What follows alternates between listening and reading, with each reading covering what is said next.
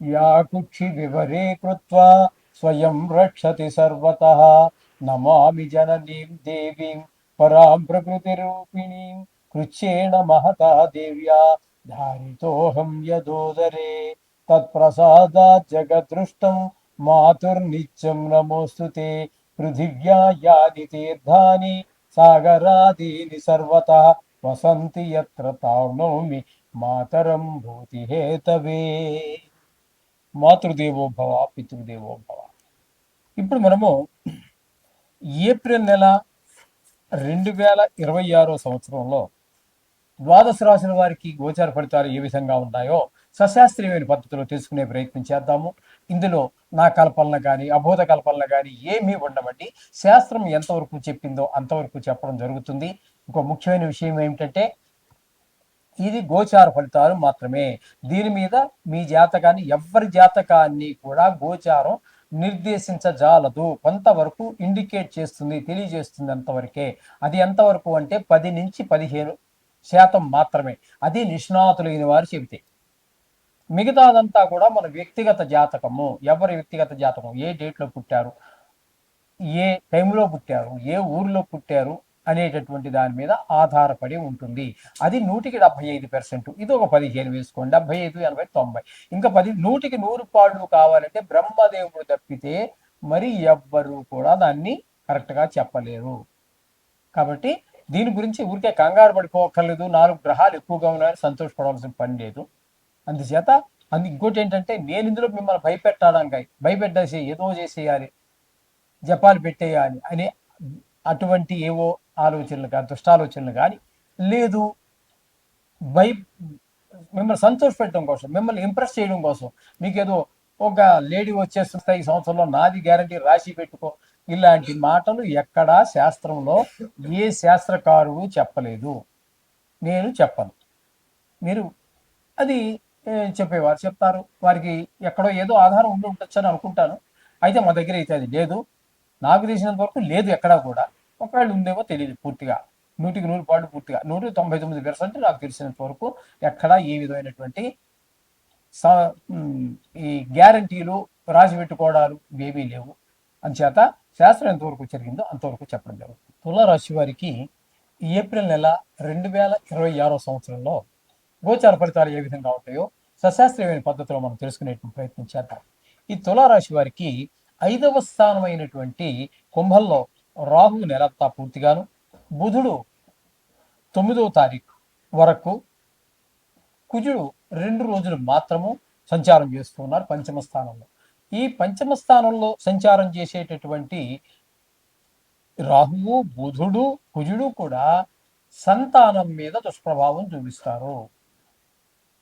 అంటే వాళ్ళు చదువులో అశ్రద్ధ, ఆటల మీద శ్రద్ధ పెరగటం, చెడు స్నేహాలు చేయటం, గాయాలు తగిలించుకోవటం ఇత్యాది అన్నీ కూడా సంతానం మీద దుష్ప్రభావం చూపిస్తున్నాయి. కాబట్టి ఈ విషయంలో ఈ నెలంతా కూడా తులారాశి వారు సంతానం మీద ప్రత్యేకమైన దృష్టి పెట్టి వాళ్ళకి చదువు విషయంలో శ్రద్ధ తీసుకోవాలి.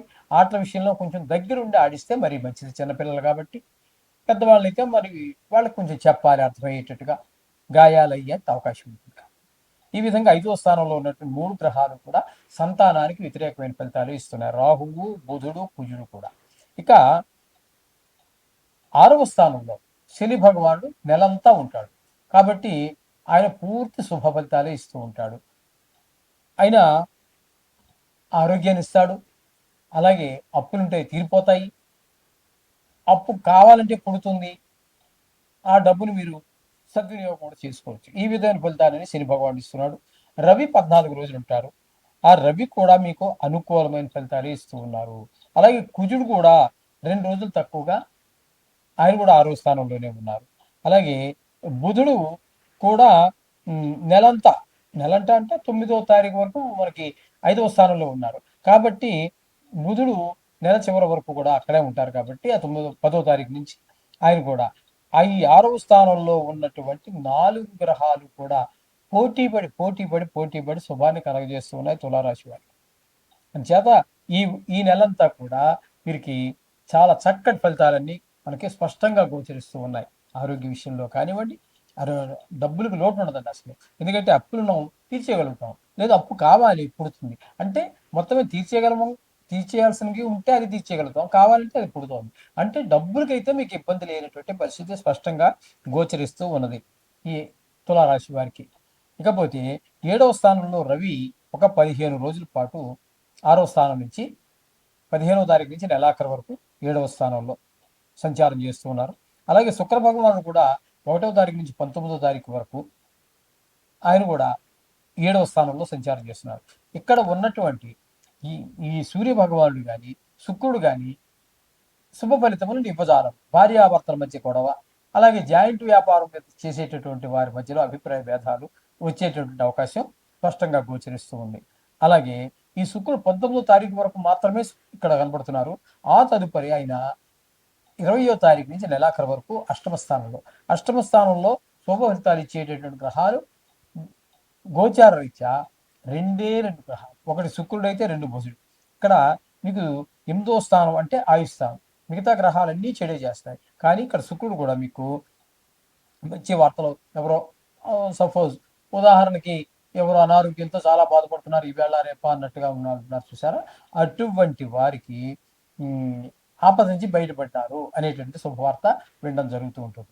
అలాగే మనకి ఈ కొన్ని చోట్ల మంచి పేరు ప్రఖ్యాతులు వచ్చే అవకాశం ఉంటుంది. అప్పటి వరకు మనకు శత్రువులుగా ఉన్న వాళ్ళు కూడా మిత్రులుగా అవుతారు. ఎందుకంటే శుక్రుడు 8వ స్థానంలో ఉన్న కారణంగా. ఇకపోతే భాగ్యస్థానంలో గురువు చెప్పాల్సిన పనే ఉందండి. భాగ్యస్థానంలో గురువు అంటే అన్ని విషయాల్లో తండ్రి గారు ఆరోగ్య విషయంలో కానివ్వండి, దాన ధర్మాలు కానివ్వండి, గుళ్ళు గోపురాలు తిరగడం కానివ్వండి, భావాద్భావం పిల్లల విషయంలో కావండి, అన్ని విషయాల్లోనూ కూడా కొంతమంది అవివాహితులు ఎవరైతే ఉన్నారో వాళ్ళకి పెళ్లి కుదరటం కానీ పెళ్లి జరగటం కానీ జరిగే అవకాశం ఉంటుంది. అట్లాగే పెళ్లి అయిపోయి ఉందనుకోండి ఆల్రెడీ, వారికి మంచి మరింత అన్యోన్యత ఉండే అవకాశం ఉంటుంది.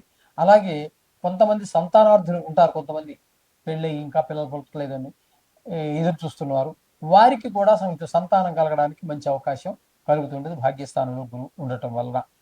ఇకపోతే మీకు ఏకాదశ స్థానంలో కేతుగ్రహ సంచారం జరుగుతుంది. ఈ కేతుగ్రహ సంచారం ఏకాదశ స్థానంలో ఉండటం వల్ల దీనికి ధనానికి లోటు ఉండదు, కుటుంబ సభ్యుల సహకారం అందుతుంది. ఏ పని మొదలుపెట్టినా అందులో మీ యొక్క నైపుణ్యం స్పష్టంగా గోచరిస్తూ ఉంటుంది. ఏ పని మొదలుపెట్టినా ముందుకు వెళ్తారు దిగ్విజయంగా. ఈ విధమైన ఫలితాలన్నీ కూడా కేతు ఇస్తూ ఉన్నాడు. అంచేత మీకు ఈ తులారాశి వారికి చెప్పాలంటే శని అనుకూలుడు, రవి పాక్షికంగా అనుకూలుడు, కుజుడు పూర్తిగా అనుకూలుడు, అలాగే బుధుడు కూడా పూర్తిగా అనుకూలుడే. అంటే ఇక్కడ ఉన్నటువంటి 4 గ్రహాలు కూడా 3 గ్రహాలు పూర్తిగాను, రవి పాక్షికంగాను శుభగ్రహం, శుక్రుడు పూర్తిగా అంటే ఒక పాక్షికంగా శుక్రుడు కూడా 8వ స్థానంలో సుఫలితాలు ఇస్తున్నాడు. ఇక గురువు, కేతువు, చాలా గ్రహాలు ఉన్నటువంటి 9 గ్రహాలు ఇంచుమించుగా 6 గ్రహాలు మీకు పూర్తి శుభగ్రహాలుగా ఉన్న కారణంగా ఇంతవరకు చెప్పాలంటే తులారాశికి ఇన్ని గ్రహాల యొక్క శుభ ఫలితాలు ఎక్కడ మరి ఏ రాశిలో కనిపించటం లేదు. కాబట్టి తులారాశి వారికి చాలా బాగుందని చెప్పవచ్చు. ఏప్రిల్ నెలంతా కూడా ఈ విధమైనటువంటి ఫలితాలన్నీ కూడా తులారాశి వారికి కలుగుతున్నాయి. ఏదేమైనప్పటికీ 1-2 గ్రహాలైనా ఉంటాయి. గ్రహాలు ఎన్ని అనుకూలత ఉన్నాయి, ఎన్ని ప్రతికూలత ఉన్నాయి అనే విషయాన్ని పక్కన పెట్టండి. ప్రతిరోజు మీరు నవగ్రహ మంత్రాలు, ఆ స్తోత్రాలు, మంత్రాలు శ్లోకాలు, అవన్నీ స్తోత్రం అయితే స్తోత్రం, శ్లోకం అయితే శ్లోకం, బీజాక్ష ఏదో తప్పకుండా చదువుకోండి. ఇది మీకు నిత్యము మీరు ప్రతిరోజు ఎలా అయితే పూజ చేసుకుంటారో అలాగే దాన్ని కూడా చదవండి. అలాగే ప్రతిరోజు అన్నం తింటున్నారు కదా, స్నానం చేస్తున్నారు కదా, అలాగే తినడంలో ఒక చిన్నగా అది కూడా ఒక చర్య అంతే, జీవితంలో నిత్యం జరిగే చర్య. ఆ విధంగా కనుక తీసుకుని చేసినట్టయితే మనకి అనుకూలంగా ఉన్నటువంటి గ్రహాలు మరింత అనుకూలంగా మారుతాయి. ప్రతికూలంగా ఉన్నటువంటి గ్రహాలు వాటి యొక్క సాంద్రత తగ్గి మనకు శుభాలు చేకూరుస్తాయి. అంచేత తప్పకుండా ఆచరించండి. సర్వశుభాలు పొందండి. శుభం భూయాత్.